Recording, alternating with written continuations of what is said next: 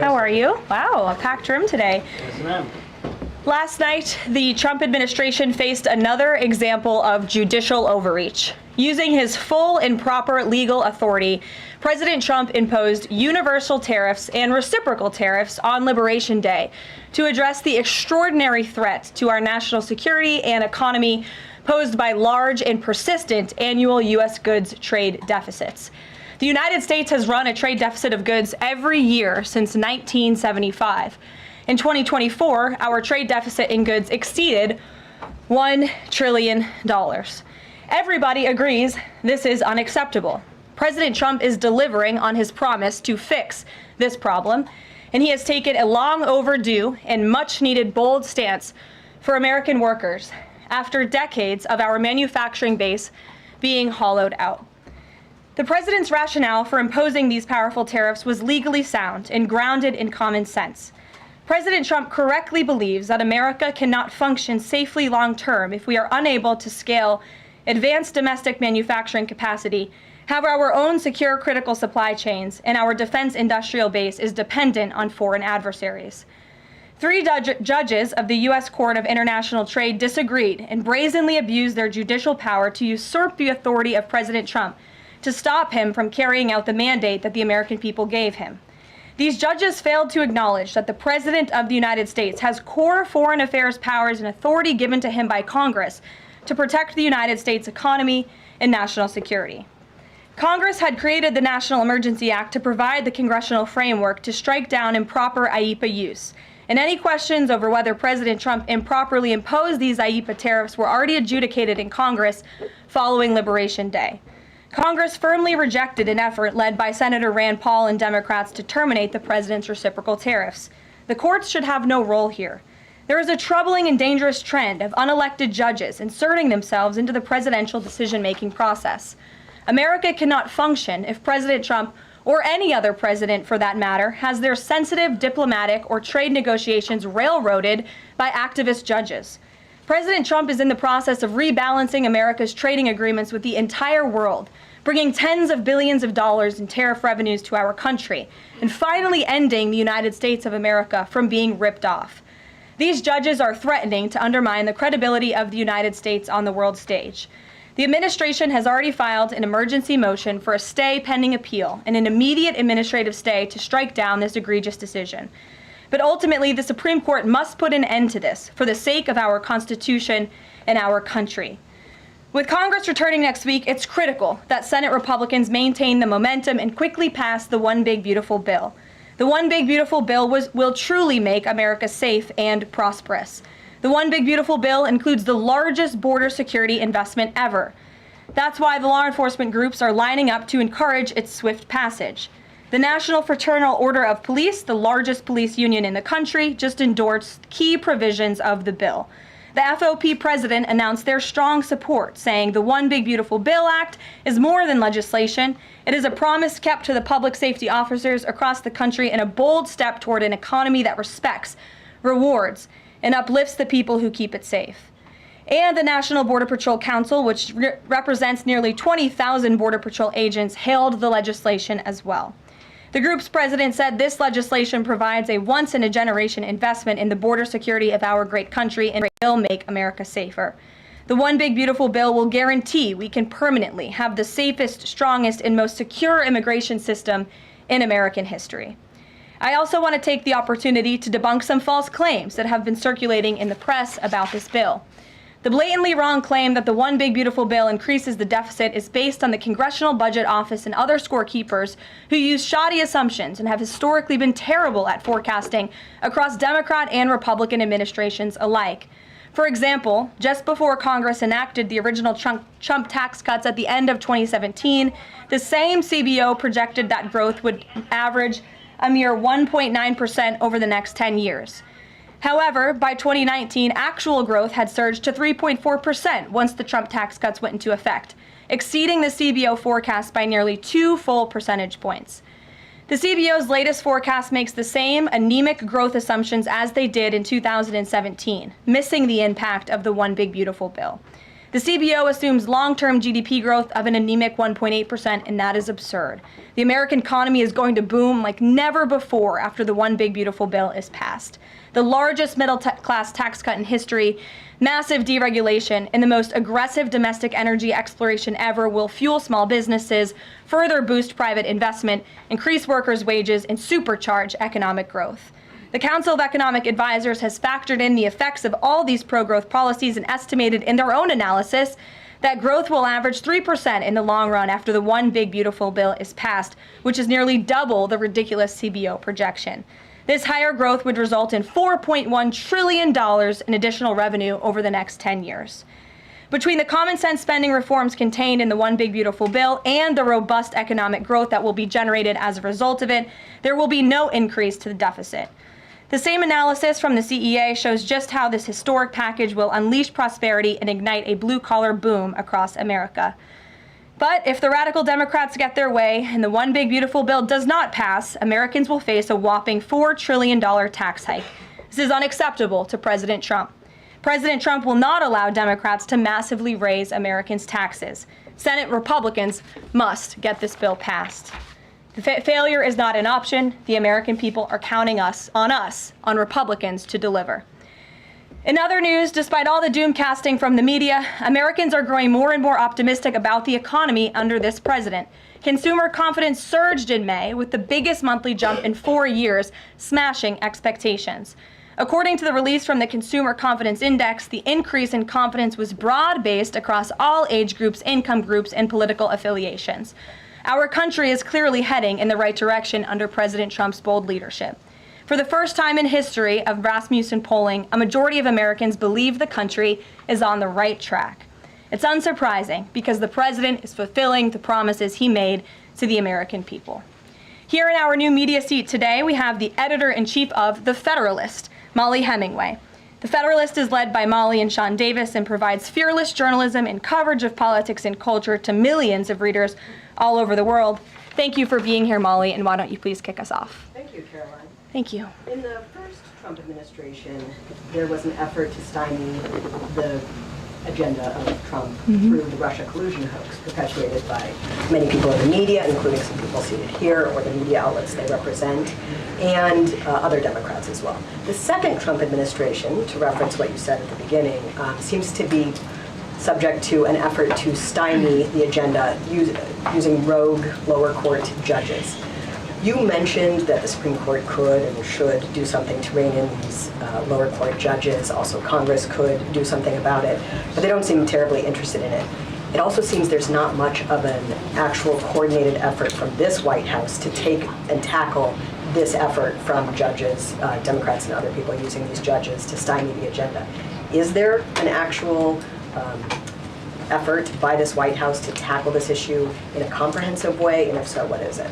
There is an effort by this administration to tackle these rogue judges and the injunctions and the blockades that we have faced in our broken judicial system in every case. I mean, we have seen time and time again these lower district court judges ruling against this administration in the president's basic executive authority and powers. And this administration is fighting every single one of those battles in court, including already the block that came down from the tariff court, the IEPA court last night. And as on my way out here to the briefing room, I understand that there was another district court judge right here in Washington, D.C., who ruled against the president's tariff power. And I will get to the heart of your question, and I'm glad that we are addressing this in the room today, because nationwide injunctions ordered against the first Trump administration, Trump 1.0, account for more than half of the injunctions issued in this country since 1963. And President Trump had more injunctions in one full month of office in February than Joe Biden had in 3 years. And let me roll through some of these radical injunctions to paint the picture for the American people at home. These are not just talking points. These are real judges in the court of law who are trying to block the president's power and the policies that he was elected to enact. For example, a court ordered the Trump administration to return already deported terrorist aliens back to the United States. A court has ruled the Trump administration can't even temporarily pause our refugee programs. Courts prohibited the Trump administration from eliminating federal funding for child transgender surgery and mutilation, a practice that the American people overwhelmingly reject. A court also held that the Trump administration could not ban people experiencing gender dysphoria or mental health issues from serving in the military. Ridiculous.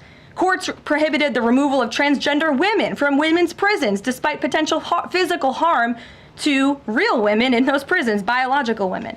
A Northern District of California judge issued an absurd ruling that the president cannot fire people within the executive branch without Congress passing a bill, even though Congress has expressly authorized the president through the Office of Personnel Management to authorize reductions in force across agencies.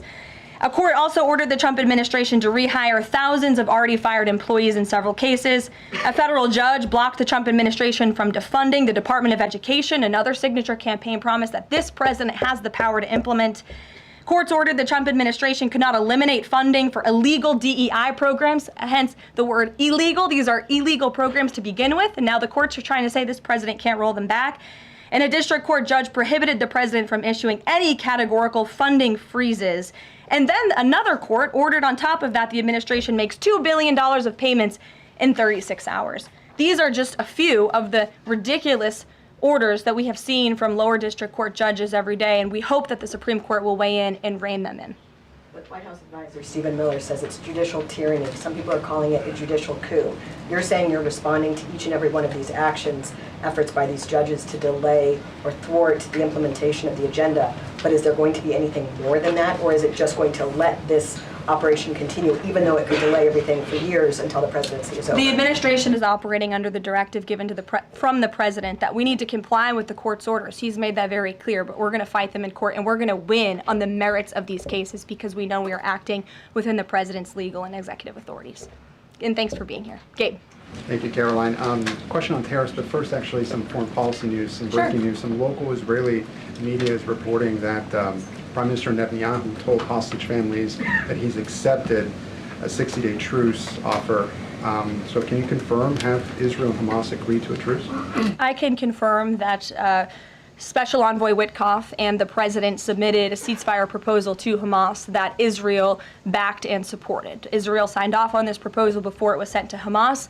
I can also confirm that those discussions are continuing, and we hope that a ceasefire in Gaza will take place so we can return all of the hostages home, and that's been a priority from this administration from the beginning. I won't comment further as we are in the midst of this right now. So to be clear, you don't know if Hamas has accepted it yet? Not to my knowledge, but certainly if that becomes the case and this ceasefire goes into effect, you'll hear it directly from myself, the president, or Special Envoy Witkoff. And on tariffs, Kevin Hassett earlier this morning, he brushed off a legal ruling and called it a hiccup, and he said that trade deal negotiations would continue. Why would other countries continue these trade deal negotiations given the ruling? Because other countries around the world have faith in the negotiator-in-chief, President Donald J. Trump. And they also probably see how ridiculous this ruling is, and they understand that the administration is going to win, and we intend to win. We already filed an emergency appeal. We expect to fight this battle all the way to the Supreme Court. These other countries should also know, and they do know, that the president reserves other tariff authorities, Section 232, for example, to ensure that America's interests are being restored around the world. But I can confirm that our ambassador for trade, Jamison Greer, already heard from countries around the world this morning who said they intend to continue with these negotiations. Peter. Thank you, Caroline. So many of the president's plans right now are being blocked by courts. If the courts are going to be the ones who are shaping policy, does the president wish he would have just become a judge instead?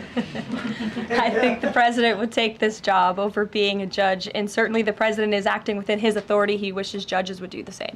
But so the courts are basically telling you guys they think that the White House's policies, the president's policies, are in some way against the law. So why can't President Trump ask the Republicans that control the House and the Republicans that control the Senate just to make a new law? Well, these laws have already been granted to the president by the Constitution and by laws that have been previously passed. I'll give you another example. For instance, we've been blocked in court for the revocation of visas from individuals who have the privilege of studying in the United States of America. Secretary of State Rubio has simply used his authority to revoke those visas, to revoke that privilege, and we've seen the courts try to block that. So if these judges want to be the Secretary of State or they want to be the president, they can run for office themselves. It should be the other way around. But all of the actions the president has taken rely on legal authorities that have already been granted to him by our nation's existing laws. And on a different topic, there are some folks in President Biden's inner circle, who are now in talks with Republicans in Congress to give interviews about how they may have handled President Biden's decline. Is the president satisfied with aides only sitting for these transcribed interviews, or would he also like to see some kind of testimony from the former First Lady, Dr. Biden? I think, frankly, the former First Lady should certainly speak up about what she saw in regards to her husband and when she saw it and what she knew, because I think anybody looking again at the videos and photo evidence of Joe Biden with your own eyes and a little bit of common sense can see this was a clear cover-up, and Jill Biden was certainly complicit in that cover-up. There's documentation, video evidence of her clearly shielding her husband away from the cameras. They were just on The View last week. She was saying everything is fine. She's still lying to the American people. She still thinks the American public are so stupid that they're going to believe her lies. And frankly, it's insulting, and she needs to answer for it. Ouija. Thank you, Caroline. President Trump was asked what he thought about Elon Musk's claim that the big, beautiful bill increases the budget deficit and undermines the work of DOGE. And the president didn't actually comment on those remarks. He just talked about the need to support the bill. So what does the president think about what Elon Musk said? Well, the president is very proud of the one big beautiful bill, and he wants to see it pass. He wants the Senate to get to work on it and send it to his desk as quickly as possible. Of course, as you know, Elon Musk announced last night his departure as an official special government employee from the Trump administration. We thank him for his service. We thank him for getting DOGE off of the ground, and the efforts to cut waste, fraud, and abuse will continue. So he doesn't have any comment about Musk saying it adds to the deficit and it undermines all his work? The president commented on this. I commented on it. I told you that this bill saves $1.6 trillion according to the Council of Economic Advisors and the analyses that the president believes in. So he gave a comment. I gave a comment. Just because you don't like that comment doesn't mean it's not a comment. Rachel. Thanks, Caroline. Back on trade, I know you said the White House is going to fight this ruling in court. Is the administration actively reviewing other avenues, other options to carry out the president's trade policy? The president's trade policy will continue. We will comply with the court orders, but yes, the president has other legal authorities where he can implement tariffs. However, it does not dispute the fact that the president was right to declare a national emergency when it came to fentanyl and when it came to our crippling deficits and the lack of critical supply chains here at home. That is the reasoning for the president's tariffs. And the court didn't dispute those facts, by the way. And there have been other courts that have reaffirmed the president's position. In fact, a ruling in federal court earlier this month shows that the administration is in the right, said we will win on appeal. A federal district judge in Florida ruled that IEEPA, in fact, does grant the president the authority to unilaterally impose tariffs. And 20 years ago, I will add, they are not a court, the New York Times editorial board responded to the January 2005 trade deficit of $58.3 billion by writing an editorial entitled Dangerous Deficits. And since then, our trade deficit has more than doubled. The U.S. trade deficit in January totaled a whopping $131.4 billion. So people on both sides of the aisle, pundits, lawyers, legal scholars, politicians have all agreed that it is a national emergency, our trade deficits and our lack of critical supply chains here at home. It's just President Trump was the first president to actually act on it to restore that wealth and that prosperity to the United States of America. And it's very unfortunate that the courts are now blocking his attempts to do that. Has the administration then reached the point where you are actually asking your economic advisors to start reviewing other avenues to implement the president's trade policy, or do you want to just see this legal process take place for now? We can walk and chew gum at the same time. We are doing both. Josh. The Fed says the president met with the Fed chair earlier today. I'm wondering if you can give us any readout of that meeting. The Fed also says that they discussed the economy. I imagine the president might have shared views on rates as well. But what can you Sure. share? I can share with you that we saw, the president and I both saw the statement that the Fed put out after the meeting. That statement is correct. However, the president did say that he believes the Fed chair is making a mistake by not lowering interest rates, which is putting us at an economic disadvantage to China and other countries. And the president's been very vocal about that, both publicly and now I can reveal privately as well. Did he speak at all about his plans for that position, but whether he would seek to move Jay Powell out of that position or keep him in until his term ends? No. Okay. Kristi. Ask very quickly on the tariff question. You mentioned Section 232 earlier. Are you suggesting that you might sort of speed up some of the existing 232 investigations? Or are you talking potentially using 232 as a replacement power if this ruling doesn't go your way? Of course, you hope it does. I'm not suggesting that. I'm just simply stating the fact that the president has other legal authorities he can use to implement tariffs, and the administration is willing to use those. As you know, we already have applied Section 232 tariffs on specific industries. Thank you. Yep, thank you. President Trump said that he needed 1.5 to 2 weeks to determine whether or not he believed Vladimir Putin wanted peace. He has been in office now for 4 months. What does he believe is going to happen in the next 1.5 to 2 weeks that would change his opinion? Well, it is my understanding and it is our hope that Russia and Ukraine will engage in direct talks and negotiations next week in Istanbul, and we believe that meeting is going to take place, and that is a meeting the president encouraged and urged for these two sides to come together and negotiate directly. And the president has been clear from the very beginning of this conflict that he wants to see this conflict solved on the negotiating table, not on the battlefield, and he's told that to both leaders, again, both publicly and privately. So hopefully next week it will move the ball forward in this. Is the United States going to participate in those conversations? We will let you know if the president plans to send a representative. I'm not tracking that at this time. Kelly in the back. Thanks, Caroline. Sure. I wanted to just clarify once and for all the Qatari jet, the sale, or the gift, because the Qatari government is asking the U.S. to clarify that the jet's pending transfer was initiated by the Trump administration. So is this something that the White House is going to do? The amount of questions we've received, and we've been incredibly clear, and I have answered this, the president has answered this, the Department of Defense has answered this. This is a government-to-government gift transfer from the Qataris to the Department of Defense, to the United States Air Force. It is now in their hands, and for further details on where that stands, I would defer you to the Department of Defense and the United States Air Force. I have nothing more for you on that. Deanna. Thanks, Caroline. 2 questions, one on big, beautiful bill, one on immigration. Sure. Yesterday, Trump said, we'll be negotiating that bill, and I'm not happy about certain aspects of it, but I'm thrilled by other aspects of it. Wondering if you could, share any specifics on that. And on immigration, do you know how many illegal migrants have taken Trump's voucher program so far and have deported themselves? I believe it's in the thousands of those who have chosen the easier route of self-deportation, and we certainly encourage all illegal aliens who are present within our homeland to take that option. It's a much more pleasant option than being deported, and we will deport you if you're here illegally. That's our intention.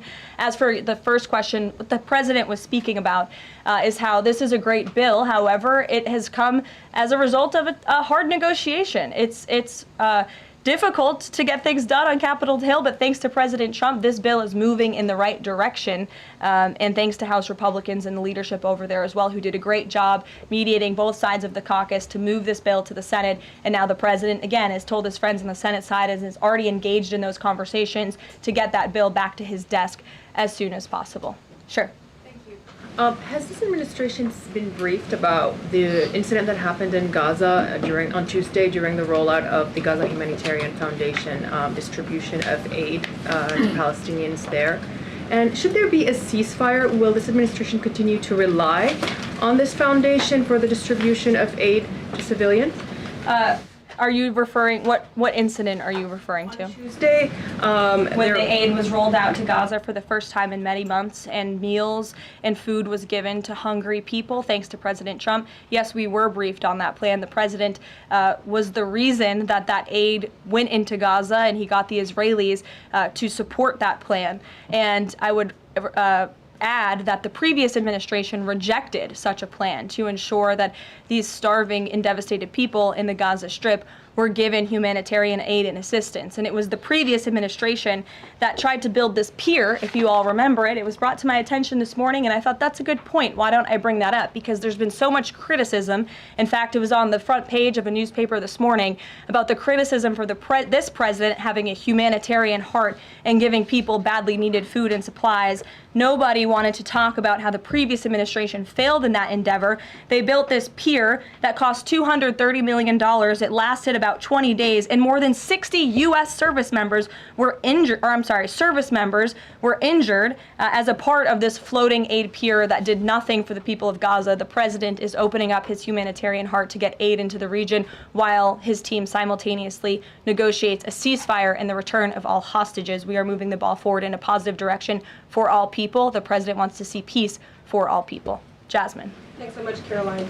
A notice investigation found that the Hallmark MAHA Commission report that was released last week cites studies that appear to not exist. We know that because in part we reached out to some of the listed authors who said that they didn't write the studies cited. So I want to ask, does the White House have confidence that the information coming from HHS can be trusted? Yes, we have complete confidence in Secretary Kennedy and his team at HHS. I understand there were some formatting issues with the MAHA report that are being addressed, and the report will be updated, but it does not negate the substance of the report, which, as you know, is one of the most transformative health reports that has ever been released by the federal government and is backed on good science that has never been recognized by the federal government. And a quick follow-up, can you talk about what tools or research goes into production of these kinds of reports? For instance, is it AI that's used to put together these reports now? I can't speak to that. I would defer you to the Department of Health and Human Services. What I know is just what I told you. Lindsay. Thank you, Caroline. Many small businesses that we've talked to since the tariffs have been in place have said what would really help them is a long-term plan so that they can catch up. In light of what's happened now, this trade war with the courts, how will that impact this 90-day window? Will you guys be adjusting that? And how can you help relieve some of these small businesses? Well, I would say nobody understands the needs of business owners, and nobody has the backs of our small business community more than President Donald J. Trump. He believes, I've heard him talk about this with small business owners himself, that small businesses are truly the backbone of our American economy. And that's why the president is supporting the One Big Beautiful Bill. So for those you spoke to who are asking for a long-term plan, big tax cuts are coming their way. No tax on tips, no tax on overtime for their workers, more money in their pockets. Their bottom lines will be larger. They can pay their people more. Wages are going to go up. Inflation will continue to come down. We've already seen energy prices plummeting as a result of this president's economic and energy agenda that he has been implementing across the federal government, reducing burdensome regulation. All of that is good news for small business owners across the country. That's why they strongly support the president, and that's the Trump economic plan that is underway. And again, you're emphasizing, I believe, the need to pass the One Big Beautiful Bill, and the president wants to see that happen. Sure. Will you still work within that 90-day window for these trade negotiations? Does that still stand? Again, as far as we're concerned, our trade agenda is moving forward, and we've already heard from countries around the world today who will continue to negotiate in good faith with the United States so we can cut good trade deals on behalf of the American people, and we fully expect to win this case in court. Sure.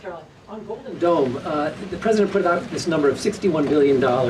How did he arrive at that? Is that the number it will cost to protect Canada, and is it negotiable, or where did it come from? I can certainly ask the president, and I can check in with our research team, and we'll get you the facts on that number. But the Golden Dome is certainly a significant investment in our nation's national security and homeland security to protect Americans, all of you in this room, from future threats. Any readout on have the Canadians been talking in good faith about paying to be in it? I know they expressed some interest. Well, the president has certainly expressed to the Canadians how we are essentially subsidizing their national defense. He brought it up in his meeting with their new leader here, and as you know, we'll be traveling to Canada next month for the G7, so I expect that topic of discussion to come up on that trip as well. Sure. Hi, thanks, Caroline. There was a May Day USA rally in Seattle that happened over the weekend that devolved into some protests and riots. The Seattle Mayor Harrell said that it was a far-right rally held here to provoke a reaction by promoting beliefs that are inherently opposed to our city's values, which he defined as LGBT values. I know the FBI is looking into this, but has the president reached out to the mayor at all, asked him to apologize for this, and is this something that the administration would consider an example of anti-Christian bias? I'm not aware of that case. I know the FBI is looking into it, but I'm not aware of any phone calls the president may or may not have made to the mayor of that city. And then on DOGE, we know that Elon Musk is leaving. Do you have an updated leadership structure for who is leading the group?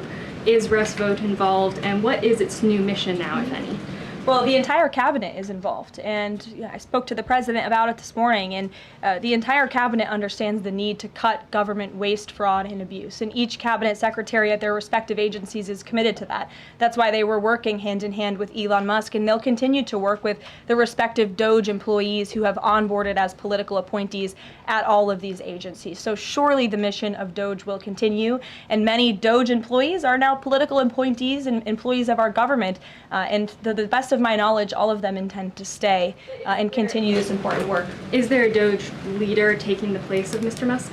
Well, again, the DOGE leaders are each and every member of the president's cabinet and the president himself, who is wholeheartedly committed to cutting waste, fraud, and abuse from our government. Michael. Thank you, Caroline. There's conflicting reports out of the Middle East right now. Saudi television network Al Arabia is saying that Israel and Hamas have agreed to a 60-day ceasefire. Sources with Hamas are saying that has not been agreed to. If and when that does happen, will we expect to hear something from President Trump announcing that? As I said earlier, yes, indeed. If there is an announcement to be made, it will come from the White House, the president, myself, or Special Envoy Witkoff. Caroline, one big beautiful bill. The president says he's not happy with all aspects of it. What changes would he like to see be made? And can this bill be both big and beautiful? It is a one big beautiful bill, as the name rings true. And the president, as I said, is currently working with his friends in the Senate who have some recommendations for the bill. Those negotiations and discussions are continuing, but the president's ultimate priority is to get this bill back to his desk for signature.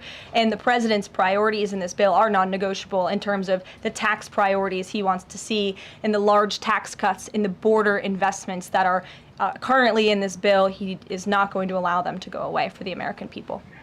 Sure, go ahead. Yes, I wanted to ask you about, has the president spoken to any of these foreign leaders about these agreements that have been reached, specifically the case of the United Kingdom that already has an agreement in place after this decision of the court in New York? Has the president talked to foreign leaders about what? About the court decision in New York. Which court decision in New York? The trade court. Oh, the trade court decision. He did speak to the leader of Japan this morning, and he said that was a very good call and a good discussion. And as I said, the president's cabinet, Secretary Lutnick, Secretary Bessent, and Ambassador Jameson Greer have all been in touch with their counterparts in countries around the world to let them know the United States will still be at the negotiating table, and we still expect countries around the world to treat us fairly. Again, I will just close by saying that how ridiculous it is that we've been ripped off, our middle class has been hollowed out, our manufacturing base has left and gone overseas, jobs have been offshored, and now no court did anything about that. No court did anything about hundreds of thousands of people being put out of work, about thousands of factories being closed down, about our deficits going to dangerous levels, as the New York Times has said. But now a court is trying to stop a president from trying to correct those wrongs of the past. And this administration will continue to do that. It's a promise the president made to the American people, and it's a promise they elected him on. We will win this battle in court, and the president will implement his America First trade policies. Thank you, everyone. Is the U.S. Steel situation tomorrow at the speech? I can tell you the president greatly looks forward to going to Pittsburgh, Pennsylvania, where he will discuss this historic deal and discuss American jobs and American steel, and we hope to see you all there. Thanks, guys.